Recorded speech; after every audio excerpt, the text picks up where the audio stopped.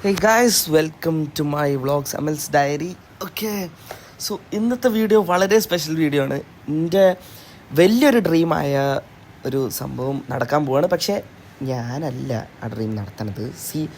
Vertex 1.5 litre GT TSI എന്ന് വരുന്ന വണ്ടി എൻ്റെ വലിയൊരു ഡ്രീമാണ്. പക്ഷേ ഇന്ന് ആ വണ്ടി എടുക്കാൻ പോകുന്നത് സുധേവേട്ടനാണ്. സുധേവേട്ടൻ അങ്ങനെ ടെസ്റ്റ് ഡ്രൈവ് ഒക്കെ മുന്നേ ചെയ്തതാണ്. അങ്ങനെ രജിസ്ട്രേഷൻ്റെ കാര്യങ്ങളൊക്കെ ചെയ്യാൻ പോവുകയാണ് ഗൈസ്. അങ്ങനെ എല്ലാം കഴിഞ്ഞ് വന്ന് ഇതാണ് വണ്ടി മോനെ.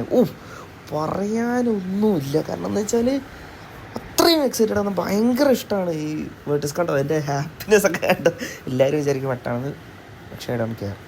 അങ്ങനെ ഇതൊക്കെ കഴിഞ്ഞ് എല്ലാം ചെക്ക് ചെയ്തു. ഞാൻ കയറി നോക്കി, ഒക്കെ പെർഫെക്റ്റ് ആയിരുന്നു വണ്ടി. വളരെ നല്ലൊരു ഡീലിനാണ് ഈ വണ്ടി കിട്ടിയത്. കോട്ടയത്തു നിന്നാണ് വണ്ടി.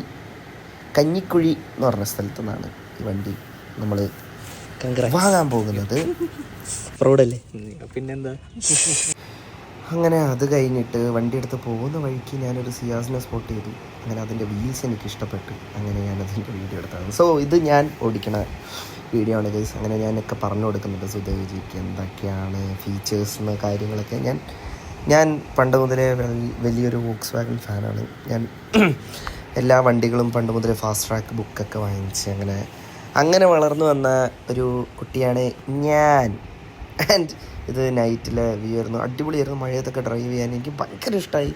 പ്രത്യേകിച്ച് എന്താ പറയുക, എനിക്ക് ഏറ്റവും കൂടുതൽ നല്ലപോലെ ഫീൽ ചെയ്തത് ഇതിൻ്റെ സ്റ്റിയറിംഗ് വീലാണ്. സ്റ്റിയറിംഗ് വീലും പിന്നെ പവറിൻ്റെ കാര്യമൊന്നും പറയണ്ടല്ലോ.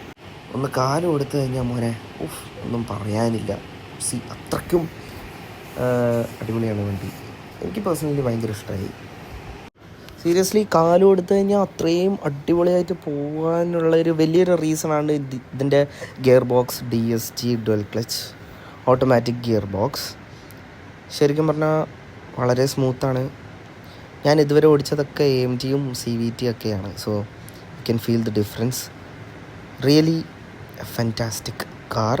പക്ഷേ ഇതിലൊരു കുറവായിട്ട് തോന്നിയത് എനിക്ക് സീറ്റ് അഡ്ജസ്റ്റ്മെൻറ്റും ഇലക്ട്രിക്കൽ ആക്കാമായിരുന്നു അവർക്ക്. ഇത്രയും 22 ലക്ഷം കൊടുക്കുന്ന സമയത്ത് അവർക്ക് അതൊന്ന് ചെറുതായിട്ട് ചെയ്യാമായിരുന്നു എന്നാണ് എൻ്റെ ഒരു അഭിപ്രായം. ആൻഡ് കുറച്ച് ഫീച്ചേഴ്സൊക്കെ മിസ്സിങ് ആണ്. അതൊക്കെ ആഡ്. അങ്ങനെ ഫൈനലി സുധേവേട്ടൻ്റെ വീട്ടിലെത്തി. ഇതാണ് സുധേവേട്ടൻ്റെ വീട്ടിൽ കാണിക്കുന്ന മണ്ടത്തരങ്ങളൊക്കെ. ഫുൾ തമാശകളും റീൽസ് എടുക്കലും പരിപാടികളൊക്കെ ആയിരുന്നു. ആൻഡ് സുധേവേട്ടൻ്റെ വീട്ടിലെപ്പോഴും പോകുമ്പോൾ മിസ്സാവണ ഒരു വ്യക്തി അപ്പുവും സിദ്ധുവാണ്. അവരും കൂടി ഉണ്ടായിരുന്നെങ്കിൽ അടിച്ചു പൊളിക്കായിരുന്നു. അങ്ങനെ അത് കഴിഞ്ഞ് നേരെ കാസർഗോഡൊക്കെ എത്തി. സോ ഇന്നത്തെ വ്ളോഗ് ഇത്രയേ ഉള്ളൂ ഗൈസ്. കാസർഗോഡ് എത്തിയിട്ടുള്ള ഒരു വിശേഷങ്ങളൊക്കെ ഞാൻ എന്തായാലും അടുത്ത വ്ളോഗിൽ ഞാൻ പറയുന്നതായിരിക്കും. So bye guys, dare to dream.